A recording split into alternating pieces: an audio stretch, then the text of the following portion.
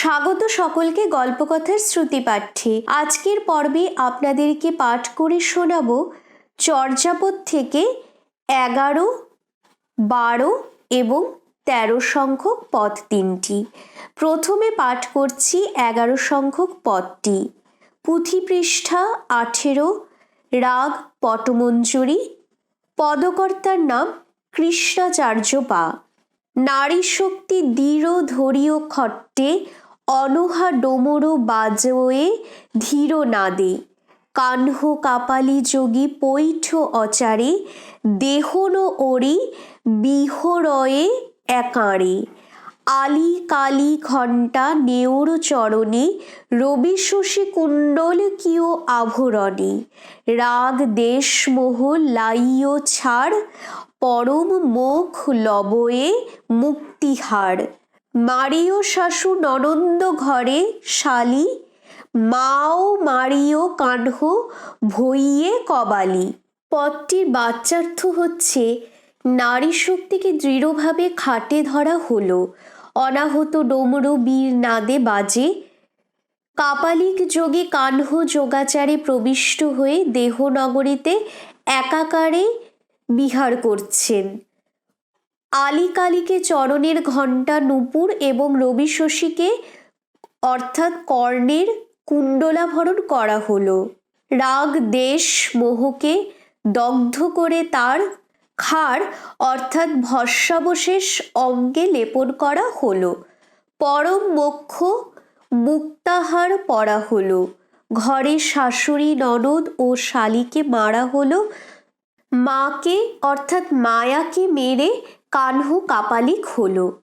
পদটির গূঢ়ার্থ ব্যাখ্যা হচ্ছে আলোচ্য চর্যায় যোগাচার, কায় সাধনা, শ্বাস সংযম, ইন্দ্রিয় দমন ইত্যাদি অবলম্বনে কাপালিক হবার উপায় নির্দেশ করা হয়েছে। এখানে কাপালিকের বেশভূষা, আচার আচরণ ও সংসার বৈরাগ্য নানাবিধ যোগাচার সম্মত রূপকের মাধ্যমে বর্ণনা করা হয়েছে। 32 নারীর মধ্যে প্রধান স্থানীয়া বীরমানন্দ রূপা শক্তিময়ী অবধূতি নারীকে মণিমূলে ধারণ করে মস্তকস্থিত প্রভাস্বর শূন্যতার দিকে চালনা করা হয়েছে। ডমরুতে শূন্যতারূপ সিংহনাদ বাদিত হচ্ছে। এই অবস্থায় কাহ্ন যোগাচারে প্রবিষ্ট হয়ে ক্লেশাদি ধ্বংস করেছেন এবং দেহনগরীকে অধিকার করে অদ্বৈভাবে বিরাজ করছেন।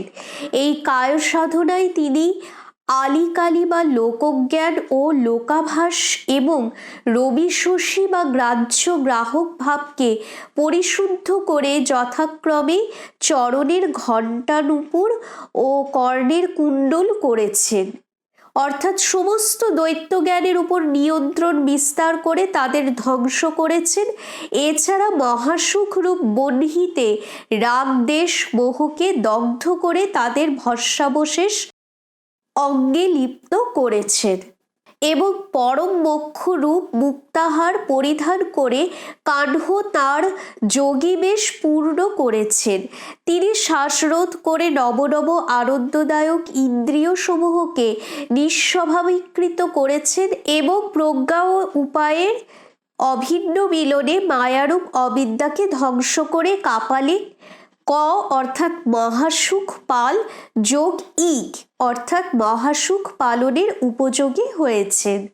আজকের পর্বের দ্বিতীয় পাঠ চর্যাপদ থেকে 12 সংখ্যক পদটি।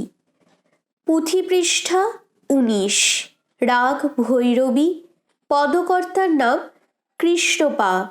করুণা পিহারি খেলহু নয়বল, সদ্গুরু বহে জিতেল ভববল, ফিটো দুয়া মাদেশিরি ঠাকুর, উয়ারি উয়েসে কাহ্ন নিয়োর জিনোর, পহিলে তরিয়া বরিয়া মারিও, গবরে তলিয়া পাঞ্চজনা ঘালিও, মতিয়ে ঠাকুরক পরিনিমিত্তা, অবশ্য করিয়া ভববল জিতা, ভনই কাহ্ন আমহে ভালো দান দেহু, 64 কৌঠা গুনিয়া লেহু। পদটি বাচ্যার্থ হচ্ছে করুণাকে পিরি অর্থাৎ ছক করে 9 বল দাবা খেলছি। সদ্গুরুর বোধে অর্থাৎ উপদেশে ভববল অর্থাৎ সংসার ঘুঁটি জেতা হলো। উপকারিকের গুরুর উপদেশে দোয়াকে সরানো হলো। ওরে ঠাকুর, রাজাকে মাত করেছিস।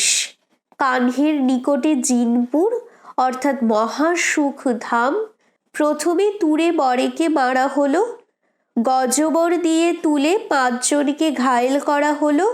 মন্ত্রীর দ্বারা ঠাকুরকে পরিনির্বাণে আরোপ করা হলো। অবশ্য করে নিশ্চিতভাবে ভববল জেতা হলো। কানহ বলে, আমি ভালো দান দেই, 64 ঘর গুণে নেই।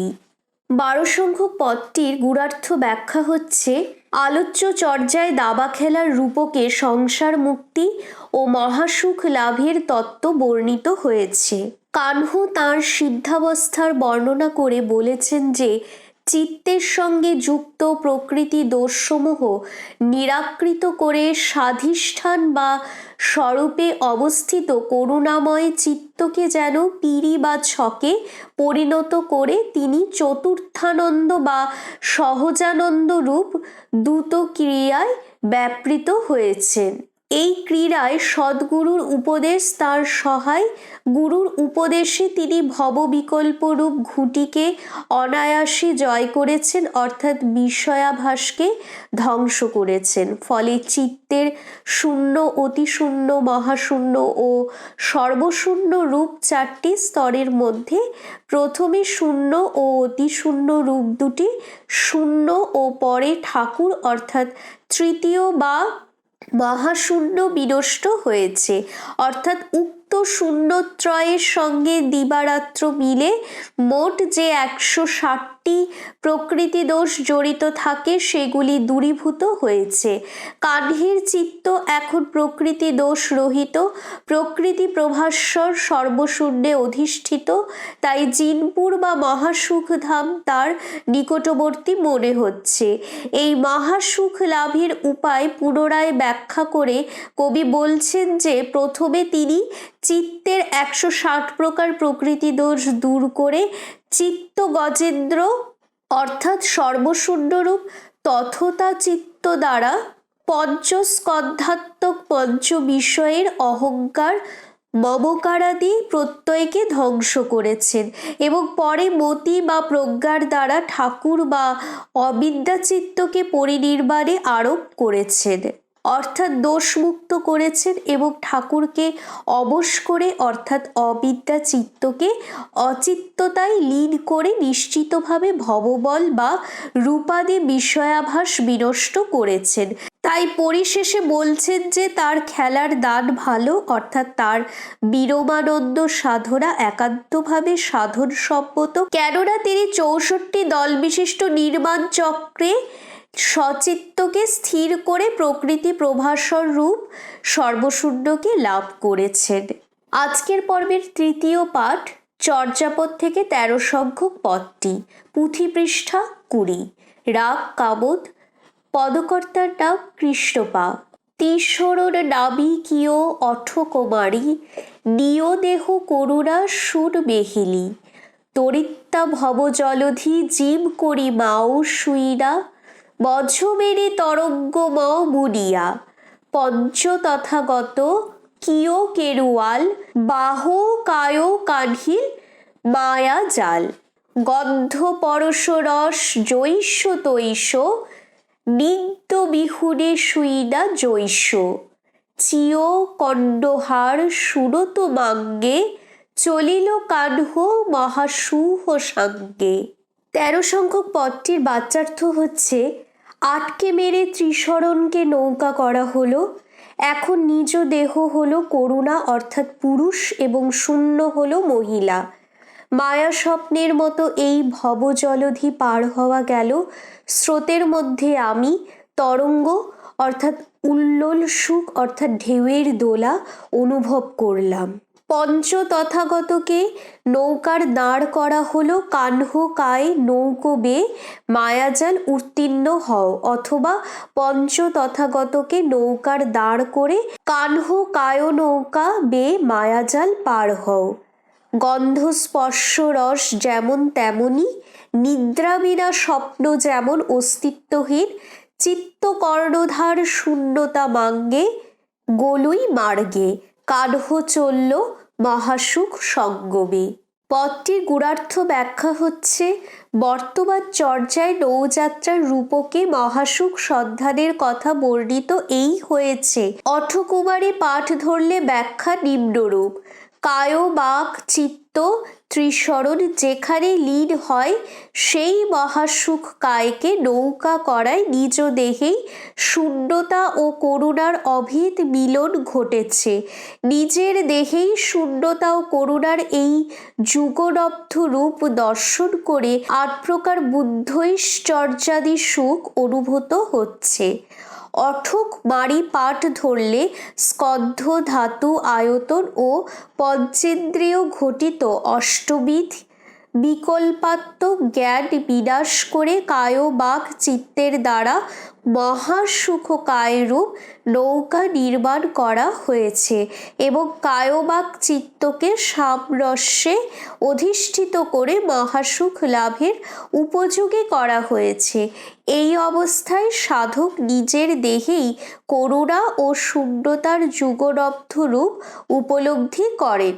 এই সময় সমস্ত পার্থিব বিষয়কে মায়াময় ও স্বপ্নপম জ্ঞান করে সাধক মহাসুখকায় রূপ নৌকার সাহায্যে এই ভবজলধি অতিক্রম করেন এবং মধ্যগা অবধূতি নারীতে স্বাধিষ্ঠান চিত্ত তথা প্রকৃতি প্রভাসর চিত্ত থেকে উচ্চারিত মহাসুখের তরঙ্গ নিবিড়ভাবে অনুভব করেন। কানহ তাই নিজেরই উদ্দেশ্যে বলছেন যে তাঁর পঞ্চ তথাগতাত্মক দেহকে বৈঠা করে, অর্থাৎ দেহের পঞ্চস্থানে পঞ্চ তথাগতের প্রতিষ্ঠার দ্বারা দেহকে শুদ্ধ করে মহাসুখ কায়রূপ নৌকার সাহায্যে মায়াজালবৎ স্কন্ধ ধাত্যাদি বিষয়ে সমুদ্র তাকে অতিক্রম করতে হবে। নিদ্রায় ছাড়া জাগরণে যেমন স্বপ্নের অস্তিত্ব নেই, তেমনি অবিদ্যা বিমোহিত চিত্তে গন্ধরস স্পর্শাদি ইন্দ্রিয় বিষয়সমূহ যথারীতি বিরাজ করলেও অবিদ্যামুক্ত প্রকৃতি প্রভাসর বিশুদ্ধ চিত্তে এগুলির কোনো অস্তিত্ব নেই। তাই চিত্তকে কর্ণধার করে কায়নৌকাকে শূন্যতা মার্গে চালনা করে কানহ মহাসুখ সঙ্গমের উদ্দেশ্যে যাত্রা করলেন।